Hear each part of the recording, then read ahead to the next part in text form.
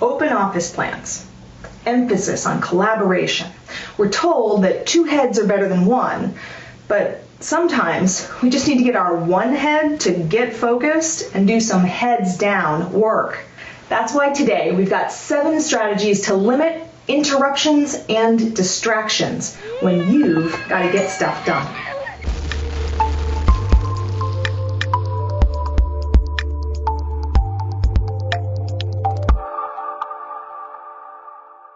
Hi, I'm Erin Elizabeth Wells, and this is Chosen Course Insights, where we share wisdom tips into living with greater productivity and purpose each day. Whether it's your coworkers, your roommates, or your kids, people bopping in and out of your workspace all day is highly distracting and supremely non-conducive to getting stuff done. Let's give you some help to set your boundaries and say no to the constant interruptions. Just say no. Okay, I know. Too many PSAs growing up. So maybe not, maybe we won't do it that way. We'll aim for some slightly more polite versions to help you out. Here we go, our 7 strategies to limit interruptions and distractions. Number 1, block off work time in your calendar in advance. Let's say you've got a big piece of creative work to get done, a report to write, or you're working on the draft for the next chapter of your book. If your colleagues have access to your calendar and the ability to schedule meetings for you, then make sure that they don't divide up your 3-hour focused block with a whole bunch of 30-minute meetings. Number 2, communicate with folks in advance. Beforehand, talk to your team members or your family members and make sure they know that you're in heads down mode and for how long. Give them the ability to self-regulate rather than just expecting that they're going to read your mind or somehow intuit that you need some quiet time.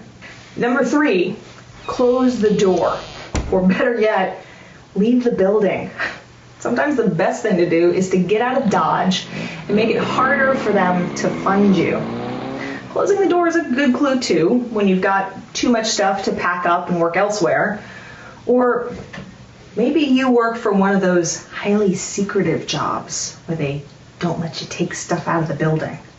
Shh, we're building the next device for James Bond in here. Number 4, hang a sign on your door or a rope across your cubicle entrance. A couple command hooks and some creativity, folks will get the idea. You can even give it a playful attitude. Rather than simply a stern, do not disturb sign, how about staying focused? See you later. Number 5, put on your headphones, even if you're not playing music. It's funny how those headphones, particularly the big honkin' ones, have a magic all their own to discourage people from talking to you. They're not just for airplanes anymore.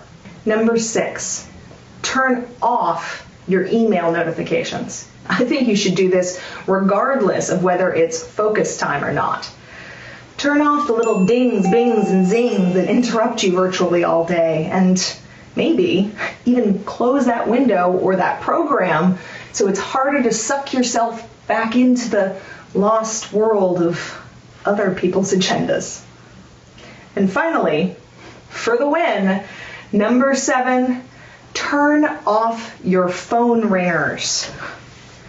Turn your landline phone ringers off, put the cell phone on silent mode, not vibrate, silent.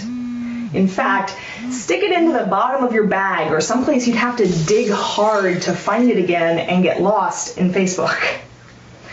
I would say to freeze it like they suggest with credit cards, but that's probably not such a really great idea. Bottom line, unless you specifically need this tool to get your project done, I'd just hide it away from yourself for a couple of hours. Now, it's your turn. Do you have a favorite way to limit the interruptions and distractions when you're working? I'd love to have you share it with us.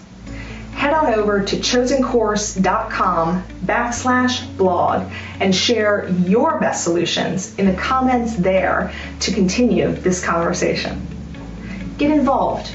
and share your voice. Did you like this video? Then I'd love for you to subscribe to our channel and share it with all your friends via social media. And if you want even more insights into crafting a more purposeful and productive life, plus some wisdom tips that I only share via email, then make sure you head over to chosencourse.com and sign up for email updates. Choose your rhythm and let it flow.